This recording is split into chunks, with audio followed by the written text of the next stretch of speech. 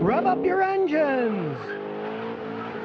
Chassis 7474, and it's to Scotty on a manual transmission. Is it okay to coast or glide, like going downhill to save fuel? Thanks. Well, it's not a good idea for safety reasons, because when you put your car in neutral, then the engine braking on the engine is gone, and if you're cornering, you lose a lot of maneuverability, because when your engine's running at a higher RPM, it's spinning like a centrifuge, and that gives a certain bit of stability to the vehicle, like a gyroscope. You lose that when it's just idling, so it's really not a good idea to ever really glide in a car. It's not safe. Jesus Rojas says, I got a 2016 Ford Escape with 40,000 miles. Dealer says fuel filter is a lifetime. Do you need to change it? I still want it. What do you think? Okay, what do they mean by lifetime? It's a filter.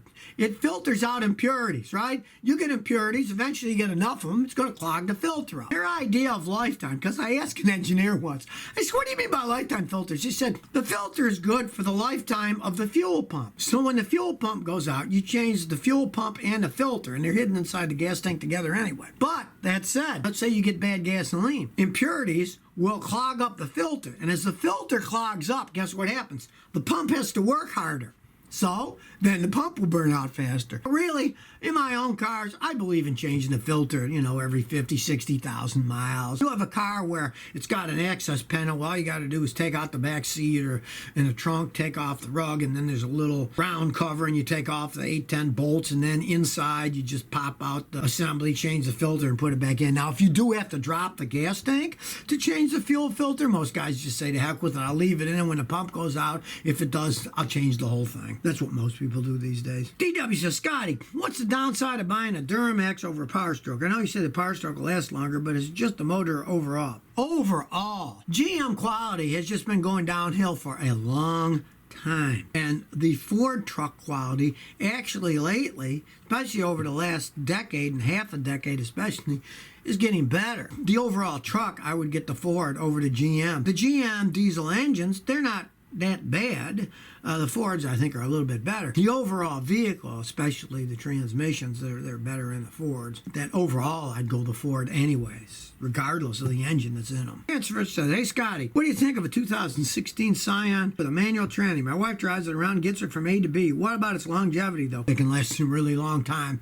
If she just drives normal, isn't doing burnouts, and just drives it, those Scions, they're just Toyotas, and they're four-cylinder engines that can run forever if you change the oil regularly. No, those things can last an awful long time. The reason they stopped making Scions, that was just a marketing thing.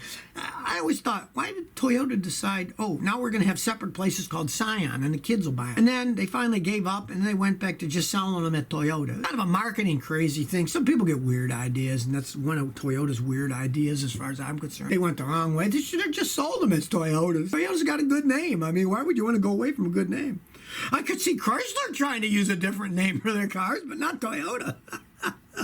New Edge Mustang says, Scotty, I put a turbocharger in my 03 Cobra. Should I get a tune-up from a race shop or use a handheld tuner? Have a race guy do it. That stuff has to be set up right. You can't just bolt on turbochargers. The computer has to be set on a dyno with a 5-gas analyzer. Somebody who really knows their stuff.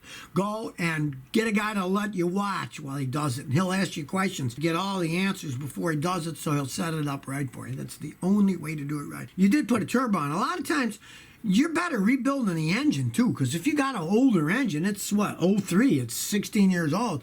A lot of times you really need to rebuild the engine if you're going to get a lot more horsepower, or it's going to wear out faster. Blaze it, people!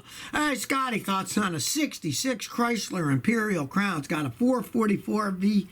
Back in the 60s, Chryslers made decent cars. If you don't mind horrible gas mileage, and that is an old car. I mean, you don't buy a car like that and drive it every day. All my customers have those 60s cars. They're toys. Right out front now, I got a 68 Cougar I'm working on for a customer that got it from his father. His father gave it to him, and he's fixing it up, going to get all painted and fixed. And he's going to use it as a weekend fun car. That's great, You can do that. But don't buy a car like that and think you're going to drive it every day and put 20,000 miles a year and then have all kinds of problems with them. Because even back in the day, you had to work on them when you put that kind of mileage on them. So if you never want to miss another one of my new car repair videos, remember to ring that bell.